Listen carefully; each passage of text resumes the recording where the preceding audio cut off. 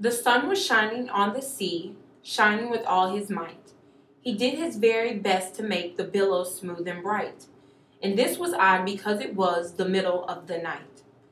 The moon was shining sulkily because she thought the sun had got no business to be there after the day was done. "It's very rude of him," she said, "to come and spoil the fun." The sea was wet as wet could be, the sands were dry as dry. You could not see a cloud because no cloud was in the sky. No birds were flying overhead, there were no birds to fly. The walrus and the carpenter were walking close at hand. They wept like anything to see such quantities of sand. If this were only cleared away, they said it would be grand. If 7 maids with 7 mops swept it for half a year, do you suppose, the walrus said, that they could get it clear? "I doubt it," said the carpenter, and shed a bitter tear. "O oysters, come and walk with us," the walrus did beseech. "A pleasant walk, a pleasant talk along the briny beach. We cannot do with more than 4 to give a hand to each." The eldest oyster looked at him, but never a word he said. The eldest oyster winked his eye and shook his heavy head, meaning to say he did not choose to leave the oyster bed. But 4 young oysters hurried up, all eager for the treat. Their coats were brushed, their faces washed, their shoes were clean and neat. And this was odd because, they hadn't any feet. 4 other oysters followed them, and yet another 4.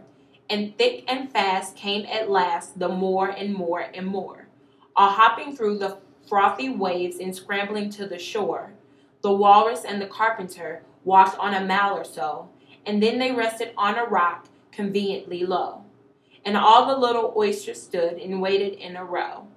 "The time has come," the walrus said, "to talk of many things, of shoes and ships and sealing wax, of cabbages and kings, and why the sea is boiling hot and whether pigs have wings." "But wait a minute," the oysters cried, "before we have our chat, for some of us are out of breath and all of us are fat." "No hurry," said the carpenter. They thanked him much of that. "A loaf of bread," the walrus said, "is what we chiefly need. Pepper and vinegar besides are very good indeed. And now if you're ready, oysters dear, we can begin to feed." "But not on us," the oysters cried, turning a little blue. "After such a kindness that would be a dismal thing to do." "The night was fine," the walrus said. "Do you admire the view? It was so kind of you to come, and you are very nice." The carpenter said nothing but cut another slice. I wish you were not quite so deaf I had to ask you twice. It seems a shame," the walrus said, "to play them such a trick, after we brought them out so far and made them trot so quick." The carpenter said nothing but the butter spreads too thick. "I weep for you," the walrus said, "I deeply sympathize." With sobs and tears he sorted out those of the largest size, holding his pocket handkerchief before his streaming eyes.